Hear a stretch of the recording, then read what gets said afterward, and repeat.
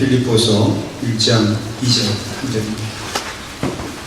제 성경으로 신약성경 310페이지에 빌립보서 1장 2절 말씀입니다. 찾으시면 다 같이 한 목소리로 하겠습니다.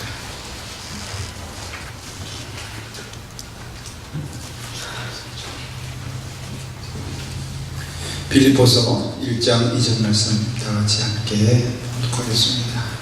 다 같이 함께 읽겠습니다. 하나님 우리 아버지와 주 예수 그리스도로부터 은혜와 평강이 너희에게 있을지어다. 아멘. 다시 한번 하겠습니다. 시작. 하나님 우리 아버지와 주 예수 그리스도로부터 은혜와 평강이 너희에게 있을지어다. 기도하겠습니다. 아버지 하나님, 우리에게 은혜와 평강이 넘치기를 간절히 소원합니다.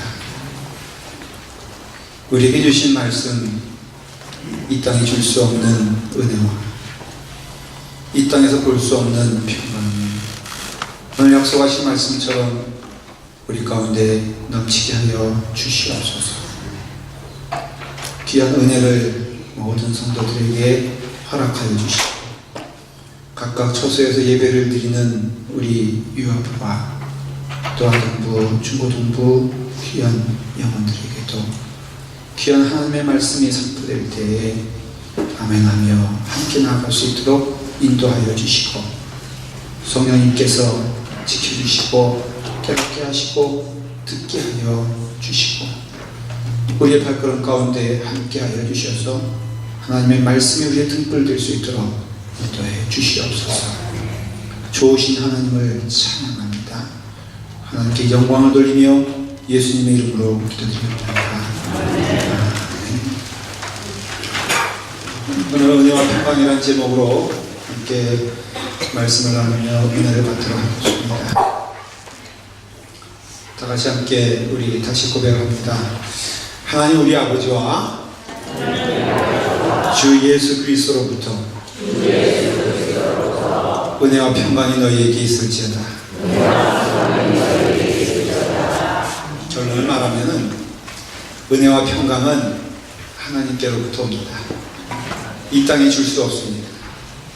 그래서 우리가 다 소망하는 거 아니겠습니까? 은혜 많이 받고 또 평강이 넘치기를 원하는 우리 삶에 하나님께서 주시는 것이니 하나님께 집중하고 하나님 바라봐서 오늘 예배도 여러분들 심령 안에서 실패하지 아니하고 승리하고 성공하기를 바랍니다. 다시 인사말입니다. 여러분들이 성경을 보시면 알겠지만은 그 타이틀이 조금씩 이렇게 중간중간마다 있습니다. 거기에 오늘 해당되는 말씀에는 인사다 이렇게 말하고 있습니다. 사도 바울의 인사죠. 이 인사는 또 소망을 가지고 있습니다. 그래서 인사하는 교회마다 또 그 개인마다 꼭 이것이 있기를 바랍니다. 이것이 있었으면 좋겠습니다. 아니 꼭 있어야 됩니다 라고 할 정도로 사도 바울의 간절한 소망이 있는데요. 그것이 무엇이냐면은 은혜와 평강이 있기를 바란다는 거예요. 사도 바울이 쓴 것이냐 안 쓴 것이냐, 이 신약 성경에는 사도 바울이 쓴 게 참 많습니다. 근데 성경 가운데 여러분들 좀 읽어보시면 신약 성경의 가운데에는 히브리서가 있어요. 중간 정도에. 구약 성경의 가운데쯤에는 뭐가 있죠? 예? 시 했으면은 편도하세요. 그 자신이 없게 울지 말고 시 편이세요. 이거 누가 알게 하신 거예요? 목사님이 알게 하신 거예요. 제가 성경 공부 때 많이 가르쳤죠. 구약의 중간에는 시편이죠. 시편으로 양쪽이 나눠지고요. 신약 성경에는 히브리서를 중심으로 해서 양쪽으로 나눠지는데 히브리서의 저자가 사도 바울이냐 아니냐 뭐 이거 가지고 논쟁을 해요. 근데 이제 우리는 거의 다가 이 사도 바울의 서신일 것이다 히브리서가. 그런데 그렇게 하기에 좀 주저하는 이유가 있어요. 왜냐면은 사도 바울의 가장 큰 특징이 뭐냐면 인사예요. 인사. 근데 그 인사에는 반드시 들어가는 게 무엇이냐면은 예수 그리스도 안에서 예수 그리스도를 통하여. 믿음은 무엇이냐면 예수 그리스도를 통하는 거예요. 예수 그리스도 안에 거하는 거예요.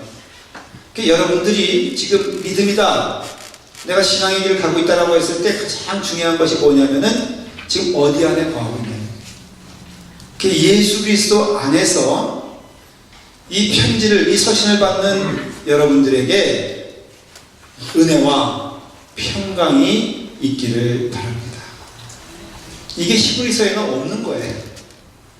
그래서 히브리서가 사도 바울의 서신, 저자가 사도 바울일까 아닐까를 좀 주저하는 내용품의 사도 바울이 쓴 것 같은데, 그만큼의 깊은 신앙의 이야기를 나눌 수 있는 사람은 사도 바울뿐이 없는데, 그 당시에는 왜 사도 바울일까 질문하는 것 가운데 하나가 말씀드린 대로 그의 인사의 분명한 특징이 뭐냐면은 우리 주 예수 그리스도 안에서 우리 주 예수 그리스도를 통하여서 은혜와 평강이 있기를 바랍니다. 이게 꼭 들어가요. 사도 바울의 서신이 로마서부터 시작해서 쭉 히브리서 전까지 빌레몬서까지 이어지거든요. 근데 여러분 한번 나중에, 지금 말고 나중에 성경을 이렇게 로마서도 첫 부분, 고린도 전서도 첫 부분, 디모데 전서 첫 부분 이렇게 쭉 읽어보시면은 에베소서, 빌립보서, 골로새서, 빌레몬서 이렇게 쭉 보시면은 거기에는 반드시 나오는 게 뭐냐면은 예수 그리스도 안에서 은혜와 평강이 넘치기를 바랍니다. 이건 뭘 뜻하냐면은 모든 교회에게 임해야 될 필수적인 것, 가장 중요한 것이 은혜와 평강이다 하는 것이에요. 우리 나팔마 교회가 이 은혜가 풍성하며 평강이 넘치기를 간절히 축원합니다. 여러분들의 믿음 생활에 있어서 그 은혜가 그냥 조금씩 나오는 가뭄에 그냥 조금씩 흐르는 시냇물 같은 것이 아니라 여러분 가운데 은혜가 풍성해지길 원하고요, 여러분 가운데 평강이 넘치기를 원해요. 근데 그것은 꼭 어디 안에서? 예수 그리스도 안에서 예수 그리스도를 통하여 일어나는 하나님의 귀한 축복인 것을 알 수가 있습니다. 특별히 오늘 읽는 우리 빌립보서는 옥중서신이다. 아마 제가 처음에 말씀을 드렸죠. 빌립보서를 옥중서신이다 그렇게 말합니다. 옥중서신, 로마 감옥에서 사도 바울이 내일이면 죽을지도 모르는 그 순교의 현장에서 쓴 성경이 4개가 있어요. 편지라고 할 수 있어요. 바울 서신, 편지, 성경, 뭐 괜찮아요. 첫 번째로 에베소서가 있습니다. 그 다음에 오늘 읽은 이 빌립보서가 있고요. 그 다음에 이어지는 골로새서와 빌레몬서. 이게 다 옥중에서 쓰여진 거예요.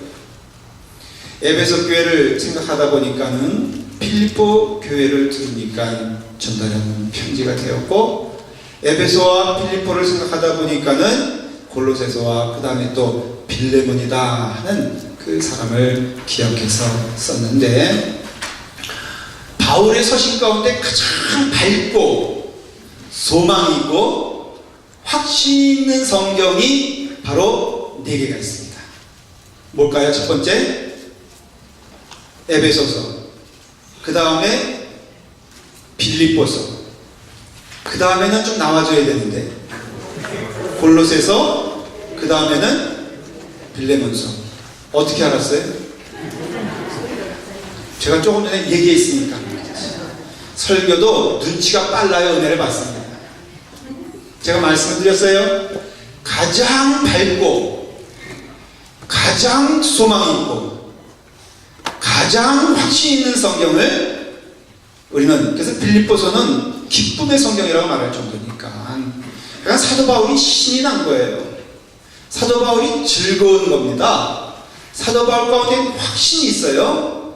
정말 내 삶이 이만큼 더 좋을 수 없을 정도의 기쁨이 바로 이 내 성경 가운데 있는데, 이 성경은 어디서 기록했느냐? 옥중에서 기록했습니다. 언제 죽을 줄 모르니까 내일 죽을지도 모르는, 그 당시 옥에 갇히는 거는 그냥 풀려나겠지 이게 아니거든요.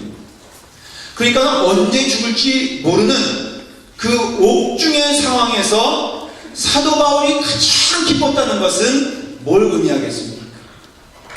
우리에게 주는 도전이 있지 않아요? 우리는 너무 환경이 좋은 것 같아요. 예수 안에서 늘 기뻐야 되는 우리의 삶이 성경에 약속되어 있는데 우리의 삶은 너무나 가난해요. 예수를 믿는다고 하는데도 우리의 삶 가운데에는 기쁨의 흔적을 찾아볼 수가 없어요.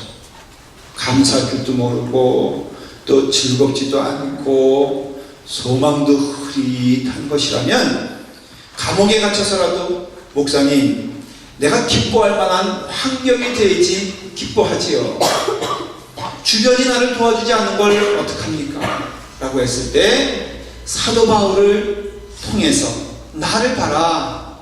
내가 비록 지금 감옥에 갇혀 있지만은 내가 예수님 때문에 감옥에 갇혀 있는데, 아니 사실은 내일 죽을지 뭘 죽죠. 결국은 사도 바울은 순교합니다.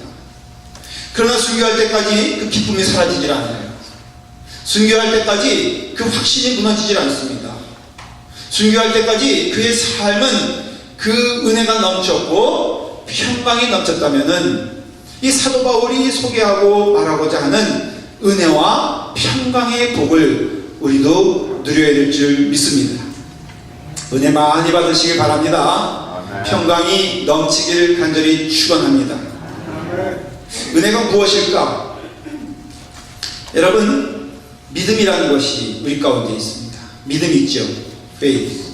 이것은 우리 안에 나오는 겁니다. 은혜는 하나님이 주시는 것이고 믿음은 우리 안에 고백인 것입니다. 자, 마치 이것은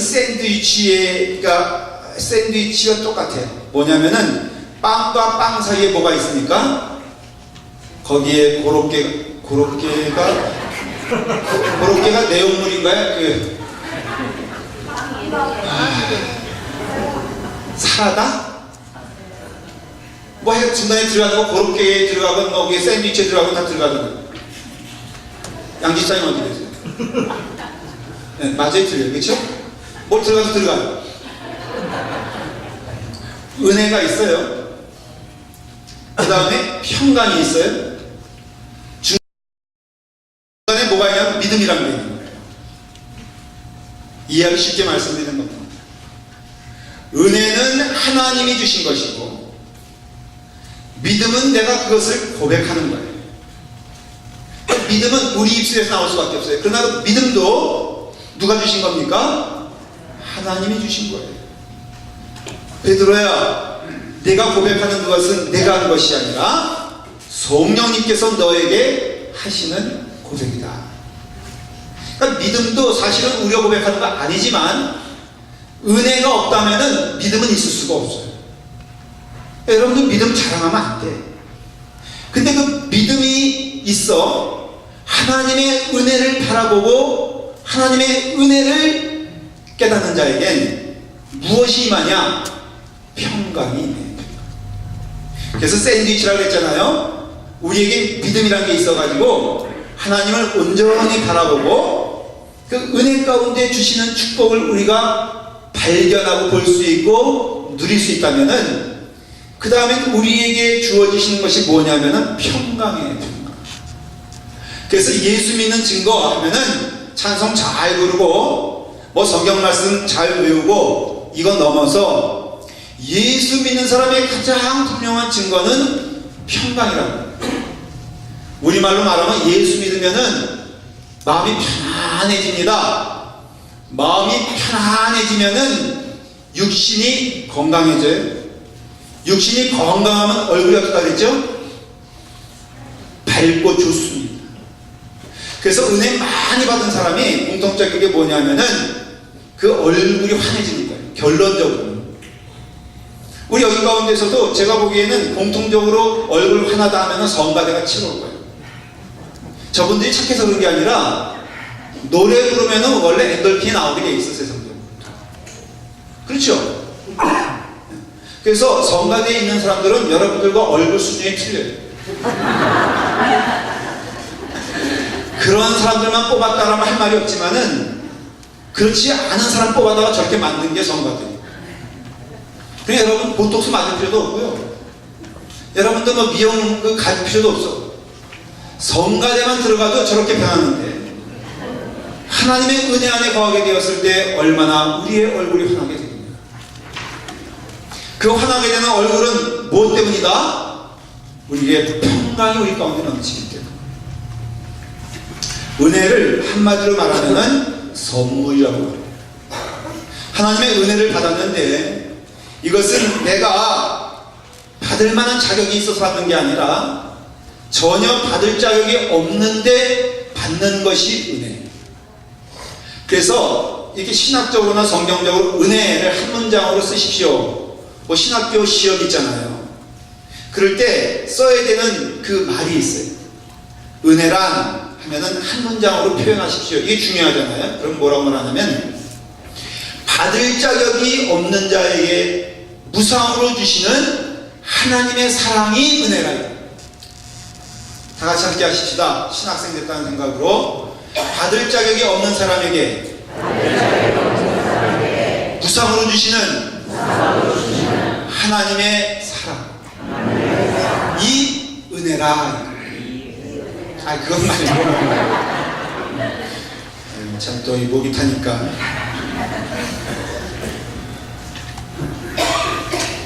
그래서 은혜를 받으면요 감사가 넘칠 수밖에 없어. 왜? 받을 자격이 없는 자에게 주시는 거죠. 제가 우리 그 아이들 가끔 귀여우니까 이제 제가 뭐 귀여운 마음으로 하는 게 있어요. 우리 부목사님, 백목사님 그 자제분 되시는 둘째 주원이가 계세요. 지난 주일날 이모년수 다녀왔어요. 왜 그랬더니 변비가 꽉 차가지고 장이 굳어져가지고 그래가지고 병원에 가서 다 뽑아내셨어요. 근데 그 전에 제 기억이 나는 게 교회 안에서 이렇게 다리를 뭉클이고 막 조마조마하면서도 안정되지 않은 주원이를 봐서 내가 왜 그러냐 그랬더니 그 어머니가 그러시던가 제가 지금 화장실을 가야 되는데 집에서만 화장실을 가봤지 여기선 화장실을 가본 적이 없다는 거예요. 그러니까 지금 저렇게 비비 보고 있다고. 그래서 제가 그랬죠. 주원아, 내가 5불을 줄게. 너 성공하면은 내가 5불 준다. 그랬더니 열심히 가서 역사하셔가지고 막혀버렸어요. 또 와가지고는 저한테 손을 툭 내미는 거예요. 그리고 5불을 받아가는데 전혀 감사한 것이 아니야. 이건 은혜가 아니라 이거죠. 근데 더 좀 부담스러운 거는 앞으로 교회 안에서 볼일 보면은 나한테 달려올 태세인 거예요, 얘가. 왜? 매번 할 때마다 내가 5불 주는 줄 알아요. 그래서 앞으로 조금 지나면 게 걱정되는 게 집에서 안 싸고, 표현이 죄송합니다. 집에서 볼일을 안 보시고, 이 교회 안에서 볼 것 같아요. 이거는 은혜가 아니에요. 당당한 거예요. 왜? 내가 역사했으니까는 주시오. 여러분, 우리 신앙이 은혜가 없으면요 이렇게 돼요. 그래서 마치 내가 하나님께 이만한 받을 자격이 있으니까는 주세요. 우리 너무 지금 그렇게 살아가니까는 은혜가 떨어지는 거예요. 우리 성도들 가운데 실수하는 게 뭐냐? 내가 이만큼 교회에서 봉사하는데 왜 내게 합당한 이런 대우를 안 해주느냐, 이럴 때 있어요. 제가 뭐라 그런 게 아니에요. 그냥 실체, 사실만 말씀. 은혜 떨어집니다. 하나님의 은혜를 감사하지 아니하고 오늘 이 시간에 나의 나 된 것은 하나님의 은혜로 된 거예요. 근데 앞서 말씀드리면 하나님께 은혜 받아 내가 이 자리에 있어 감사하고 기쁜 것은 하나님과 자녀됨을 회복했기 때문에 기쁜 거예요. 사람 때문에 기쁜 게 아니에요. 평강은요 무슨 뜻이냐면은 하나님과 화목되고 하나님과 회복되고 원수되었던 하나님과 나와의 관계가 은혜 안에서 자녀로 회복되었을 때 주시는 축복이에요. 사람과의 관계가 아니에요. 그러니까는 은혜를 받는다라고 했을 때는 그 은혜를 통하여서 아주 근본적인 하나님의 축복일 가운데 오게 되는데, 죄인 되었던 우리가 하나님의 은혜로 말미암아 축복을 받는 자녀가 되었다는 것입니다. 그래서 예수 그리스도 안에서가 들어가는 거예요. 왜냐하면 에베소서 2장 1절에 이렇게 고백하고 있어요. 이건 고발입니다. 그는 허물과 죄로 죽었던 너희를 살리었노라, 이렇게 말해요. 여기서 그는 예수 그리스도를 말하고, 허물과 죄로 죽었던, 그거는 과거 완료 시절, 현재 완료도 돼요. 무슨 소리냐면 오늘까지 우리는 죽은 자 되었어요. 시체예요. 여러분, 시체가 무슨 말을 할 수 있겠어요? 시체가 말을 할 수 있겠습니까? 생각을 할 수 있겠습니까? 하나님께 나아갈 수 있겠습니까? 숨을 쉴 수 있겠습니까? 우리는 그런 자들이라는 거예요. 그런데 그렇게 죽었던 우리가 살아나는 역사가 일어나게 되었는데, 그 역사는 나의 능도 아니요, 나의 실력도 아니요, 나의 노력도 아니라 오직 하나님의 전적인 호의, 그것을 하나님의 사랑이라고 말해요. 하나님의 사랑 안에서 독생자 예수 그리스도를 우리에게 보내주셨어요. 왜? 죽이려고. 예수님을 죽여 죽은 우리를 살리려고, 생명 없는 우리를 참 생명이신 예수 그리스도가 대속하여 우리의 죄를 대속하여 죽으심으로, 그는 우리의 허물과 죄로 인하여 죽으셨고, 그 죽으신 은혜로 우리는 살아나 새 생명이 된 것이 바로 은혜예요.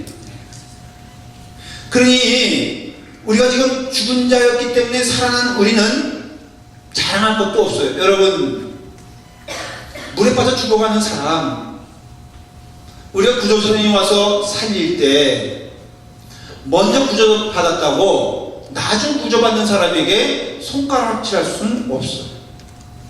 그 먼저 구원받은 것은 구원한 자의 뜻이에요. 그러니까 우리가 1번으로 구원받았다, 2번으로 구원받았다, 아니면 10번으로 구원받았다는 우리가 자랑하거나 논할 것이 아니에요. 교회 안에 은혜가 떡 떨어질 때 일어나는 현상은, 내가 너보다 예수를 얼마나 먼저 믿었는데 네가 나한테 이룰 수 있어. 여러분, 이거 은혜가 떨어지는 거예요.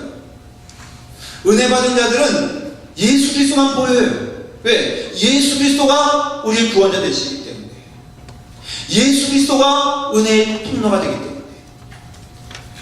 요한복음 1장 17절에 사도 요한이 고백한 내용이 있어요. 율법은 모세로 말미암아 주신 것이요, 은혜와 진리는 예수 그리스도로 말미암아 온 것입니다. 여러분, 율법은요, 우리를 죽게 만드는 거예요. 잘 들으십시오. 십계명 지킨다고 여러분들 때로는 애를 쓰는데, 십계명의 가장 분명한 역할은 무엇이냐면, 너희들은 그거 못 지켜. 십계명은 역설적으로 지키라고 주신 법이 아니라 못 지키는 것을 깨달으라고 주신 것이 십계명이에요. 십계명이 하나님의 기준인 건 맞아요. 십계명이 하나님의 뜻인 건 맞아요. 그러나 이 십계명을 온전히 지키신 분은 오직 한 분이에요. 예수 그리스도세요. 예수 그리스도 외에는 이 십계명을 지킬 수도 없고 감당할 수도 없어요. 그래서 하나님이 십계명만 주셨다면은 우리는 멸망의 길로 갈 수밖에 없는 불쌍한 존재예요. 그러나 하나님이 십계명을 떡 주시면서 예언하셨어요. 너희는 십계명으로 계명으로 구원받는 것이 아니라 오직 하나님의 은혜로 구원받는 것이다. 너희가 무엇을 지켜서 구원받았다면 나타나는 특징이 있어요. 감격이 없어요. 왜? 은혜는 감격을 주고 우리의 노력은 보상을 받기 때문에, 보상은 우리에게 감격이 될 수가 없다는 거예요. 그러니까는 우리가 십계명을 통해서 모세의 율법은 모세를 준 것인데, 이거 죽는 거다. 니네 모세만 있다면 죽는 거야. 니네 율법만 있다면 죽는 거야. 근데 은혜가 있지 않냐? 진리가 있지 않냐? 참 진리이신 예수 그리스도께서 이 땅에 오셔서 십자가에 달려 돌아가심으로 죽을 수밖에 없는 어리를 구원해 주신 것, 이게 은혜 아니겠느냐? 그래서 은혜와 진리는 예수 그리스도로 말미암아 임하는 것인데, 그 은혜는 하나님의 사랑의 증거가 된다는 것이에요. 하나님이 이스라엘 사람들을 먼저 택해 주셨는데 이스라엘 사람들은 자기 자신들이 너무 잘나서 하나님이 택한 줄 알아요. 그래서 여러분들 이 세상에서 제일 교만한 민족이 어느 민족인지 아세요? 이스라엘 민족이에요. 이스라엘 사람들은 오리지널 유대인들은요 이 이방인들과 밥 먹는 것조차도 싫어해요. 왜? 이방인들은 상대할 존재가 아니라는 것이죠. 이 땅에서 하나님이 자기들을 선택한 이유는 무엇일까? 자기 스스로는 뭐라고 생각하냐면 이 땅에서 제일 잘난 민족이기 때문에 하나님이 유대인들을 택했다고 스스로 생각을 해요. 그러나 성경을 보면은 신명기 7장 7절에 너희를 택하심은 너희가 다른 민족보다 수요가 많기 때문이 아니라 너희는 오히려 모든 민족 가운데 가장 작은 자입니다. 이걸 성경의 원어를 번역하면 무슨 뜻이냐면은 가장 작다는 것은 가장 못난 자다 그런 뜻이에요. 그러니까 우리가 가장 못난 자였는데 하나님의 은혜를 따라서 우리가 구원받은 거죠. 이거는 신약에 와서는 똑같아요. 여러분 교회 와서 먼저 은혜 받은 자들의 특징이 있어요. 자랑할 것이 없다는 거예요. 그래서 형제들아 너희의 부르심을 따라 육체를 따라 지혜로운 자가 많지 아니하며 능한 자가 많지 아니하며 문벌 좋은 자가 많지 아니하다. 이는 아무 육체도 하나님 앞에서 자랑하지 못하게 하려 함이라. 은혜를 받았다면 감사와 감격만 있는 것이지 자랑으로 가면 안 된다는 거예요. 우리 신자들이 실수하는 게 뭐냐면은 자꾸 먼저 믿은 게 자랑스러워지는 거예요. 권사님이 집사님들 앞에서 자랑하면 안 되고요. 장로님들이 권사님 앞에서 자랑하면 안 돼요. 목사는요 성도들 앞에서 주의 종이니라고 자랑하면 안 돼요. 섬겨야 돼요. 사실 여러분들 기대치가 뭐냐면 우리 교회 목사님이 어느 교회 목사님보다 출중하고 훌륭하다는 거예요. 여러분 제가 물어볼게요. 라팔막교회를 섬기는 김동희 목사가 이 주변에는 어느 교회 목사님보다 잘난 것 같습니까? 못난 것 같습니까? 이렇게 물어보면 복잡하니까 잘난 것 같습니까? 라고 물어볼 때 믿으시면 아멘 하고요. 못난 것 같습니까? 그럴 때 믿으시면 그냥 아멘 하세요. 잘난 것 같습니까? 못난 것 같습니까? 꼭 한마디에 이해가 됩니다. 여러분들 기대치는 우리 교회 목사님이 가장 훌륭했습니다. 모든 것. 여러분 고쳐야 될 거예요. 목사님을 슈퍼맨으로 하는 사람들이 많이 있어요. 그래서 이게 청빙하는 청빙 광고를 제가 봤어요. 한 8가지. 자기네 교회는 겸손하게 8가지만 제시한다는 거예요. 일단은 키는 커야 돼. 언변이 뛰어나야 돼. 그 다음에 유머가 있고 여유가 있고 박식해야 되고 은혜로워야 되고 박사학위 가지고 있어야 되고 근데 겸손해야 돼. 이런 기대를 가져요. 여러분들 아마 생각하기에 이 주변에 있는 교회 가운데 우리 목사님이 공부도 제일 많이 하고 얼굴도 제일 잘생겼고 피부도 좋으시고 언어도 잘 사용하시고 겸손까지 하셔서 아멘 해야 되는데 이렇게 좀 나오는데 천만의 말씀. 저는 가끔 하나님이 왜 나를 목사로 만들어 주셨는가 정직하게 말하면 질문을 해요. 저기 우리 신학교 다닐 때 동기가 있어서 제가 신학교 때 어떻게 생활하는지를 말할 수가 없어요. 저는 유명해지는 게 별로 안 좋아하는 이유가 TV에 보니까 유명해지면은 그 유명인사의 학교를 찾아다니면서 성적표를 찾아다니죠. 그래가지고 수수수수수 이렇게 그래가지고 AA 이러는데 저 미리 고백 커밍아웃을 할게요. 찾으려고 하지 마세요. 60명 가운데 제가 몇 등 했나 라는 것도 물어보지 마세요. 과거가 뭘 중요해. 지금 그냥 있는 모습으로 살아가는 거지. 나의 나된 것은 하나님의 전적인 은혜다. 사도 바울의 고백이 저의 고백이 될 수밖에 없어요. 나 같은 죄인 살리신 그 은혜 놀라워. 고린도전서 15장 10절에 나의 나된 것은 하나님의 은혜로 된 것이니 내가 한 것이 아니요 오직 나와 함께 하신 하나님의 은혜로라. 그 근본의 은혜는 멸망할 나를, 죽어 마땅한 나를, 죄 가운데 헤어나오지 못하는 나를 오직 하나님의 은혜로 지금 나를 구원해 주신 게 너무 감사합니다. 저는 지금 제가 목사로서 어떤 위치인지 잘 몰라요. 제가 훌륭한 목사인지도 잘 모르겠어요. 그러나 분명한 것은 하나님의 은혜로 이 자리에 있는 것은 알아요. 내세울 것 없고 자랑할 것 없고 하나님 늘 대적했던 제가 예수 그리스도의 은혜 안에서 구원받은 것이 하나님이 저를 사랑하시는 거라고 믿고 감사해요. 그래서 예수님만 바라보면은 하나님의 은혜 가운데 감사하기 때문에 제 입에서 불평이 나올 수가 없어요. 저는 그건 고백할 수 있어요. 여러분, 만일에 제 입에서 원망하는 소리가 나오거든 그냥 이렇게만 해도 제가 알아들을게요. 근데 피차에 약속하십시다. 저만 할 수는 없잖아요. 여러분들도 그럴 때 제가 이렇게 하면은 가만히 계세요. 어때요? 이게 그 딜이 되죠? 이게 되죠? 여러분들도 서로 기독교적인 신앙의 언어가 나오지 않을 때는요, 그냥 싸우지도 마. 이러면 돼. 우리는 하나님의 은혜 안에 있는 자들이기 때문에 무엇을 말하리요? 무엇을 자랑하리요? 하나님의 은혜 안에. 독생자 예수 그리스도를 우리에게 주시기까지 우리의 벌은 중요한 거예요. 우리의 죄는 무거운 거라고요.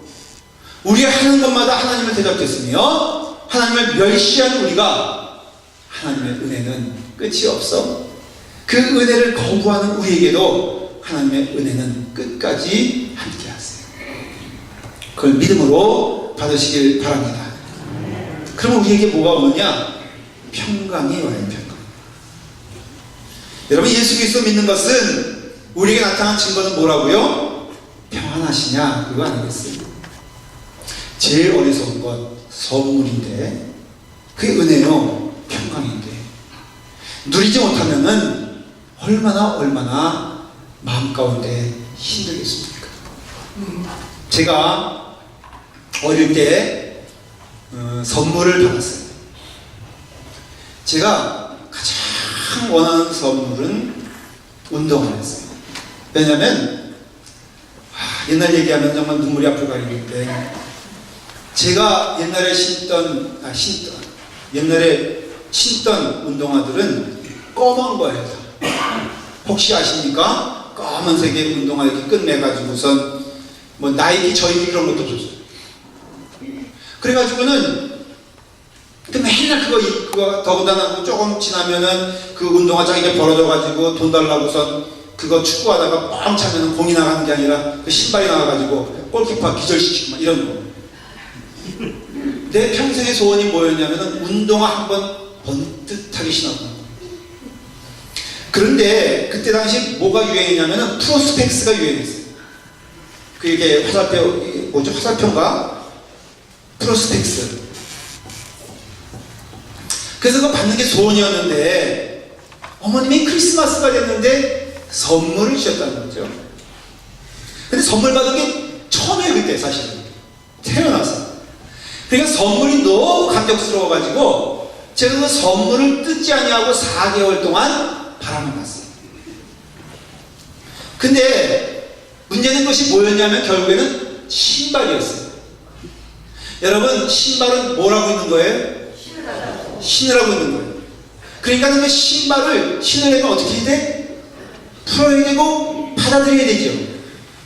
4개월 후에 딱 보니까는 내가 기대하던 프로스펙스는 아니었어요. 다만 프로스픽스였어요. 모든 디자인이 똑같은데 끝에만 얘는 프로스펙스는 올라갔는데 프로스픽스는 약간 내려갔어요. 근데 신이 났어요. 너무 좋았어요. 여러분, 지금 믿음 생활하면서 내 마음 가운데 기쁨을 누리는지 못하는 성도는 잘 들으십시오. 하나님의 은혜 안에 감격하고 감사하며 우리가 거울을 보듯이 지금은 신이하게 본다고 사도 바울한테 고백하면서 주님을 바라보는 늘 훈련을 했어요. 우리가 주님을 바라보게 되었을 때 우리 주님은 우리에게 은혜를 주시고 그 믿음으로 받아들이는 자에게는 우리에게 평강을 주세요. 그러니까 예수 믿으면서도 괴롭다는 참 어리석은 게 제가 안타까운 마음을 말씀드릴게요. 예수 안에 있으면서 괴롭게 사는 게 기적이에요. 교회 안에 온전히 오면서 그 마음에 분이 가득 차는 건 있을 수 없는 일인데 일어나는 거예요. 지금. 여러분 지금 선물이 우리 가운데 있으며 은혜 가운데 우리 가운데 있는데 이 예수 그리스도가 우리에게 주시는 것이 무엇이냐면은 바로 평화의 평화. 성경은 말하고 있지 않습니까? 요한복음 14장 27절에 평안을 너희에게 끼치노니 곧 나의 평안을 너희에게 주노라. 내가 너희에게 주는 것은 세상이 주는 것과 같지 아니하리니 너희는 마음에 근심하지도 말고 두려워하지도 말라 그랬어요. 사랑하는 여러분, 예수를 믿어도 환경은 두려운 환경, 마음에 근심한 만한 환경이 있기 때문에 이 말씀하는 거예요. 예수를 믿어도 환경이 변하는 건 아니에요, 사실. 예수를 믿어도 오늘 갑자기 우리가 부자 되는 것도 아니고요. 예수를 믿어도 우리의 모든 삶의 무게가 덜어지는 것도 아님을 우리는 알아야 돼요. 그냥 그 근심할 만한 일들이 있어요. 우리 마음 가운데 두려움이 있어요. 그렇지만은 내가 주는 평안은 세상이 주는 게 아니라 하늘에서 주는 것인데 이 평안은 예수 그리스도 안에서 하나님의 은혜를 고백하며 죄 지은 자가 하나님의 은혜 가운데 거할 수 있는 축복을 주셨습니다. 평안을 설명드리고 좀 말씀드릴게요. 여기서 말하는 평안은 세상과 살면서 세상 사람이 나와 평화롭게 지낸다 이게 아니라 원수되었던 우리가 하나님의 은혜를 주신 예수 그리스도로 말미암아 하나님과 더불어 화목함을 누리게 된 것이 평안이라고 말하고 있어요. 이해가 되세요, 여러분들?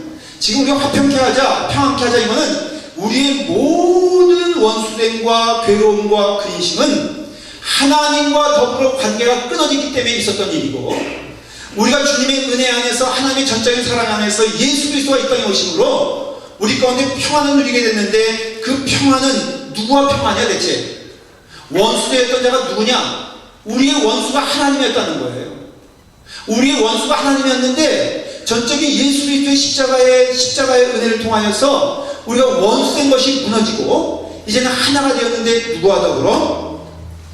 에베소서 2장 14절에 그는 우리의 화평이신지라 둘로 하나를 만드사 원수된 것 곧 중간에 막힌 담을 자기 육체로 허시고 여기서 중간에 막힌 담은 뭘 말하냐면은 내가 김씨와 원수된 것도 아니고요 이 씨와 화목하지 않은 게 아니라 하나님과 내가 원수되었던 담이 있는데 예수 그리스도의 십자가의 은혜로 그 담이 헐어졌으니 또 십자가로 이 둘을 한 몸으로 하나님과 화목하게 하려 하심이라. 원수된 것을 십자가로 소멸하시고 또 오셔서 먼데 있는 너희에게 평안을 전하시고 가까이 있는 자들에게 평안을 전하셨다고 했어요. 여러분 오늘 이 시간에 여러분들이 아멘 하면서 감사하며 하나님을 바라보며 찬양할 수 있는 것은 여러분들의 공로도 아니고 여러분들이 하나님과 화목해서가 아니라 예수 그리스도의 십자가의 은혜 안에서 여러분들이 하나님과 원수되었던 것이 무너진 증거가 하나님과 평안을 누리며 감사하며 하나님 할렐루야 찬양할 수 있는 거라 이거예요. 왜 증거가 있는데 믿지 못하세요? 여러분들이 하나님 앞에 나설 때마다 감사함이 있지 않습니까?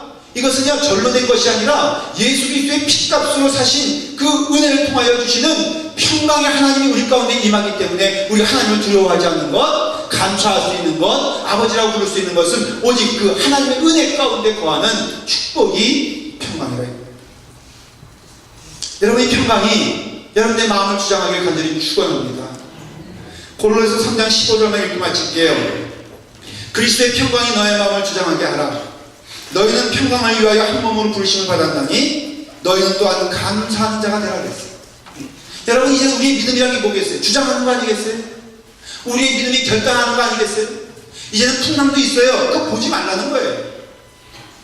베드로야, 너는 어찌하여 믿음의 주인, 또 온전케 하시는 이인 예수 나를 바라보지 않느냐? 왜 풍랑을 바라보느냐?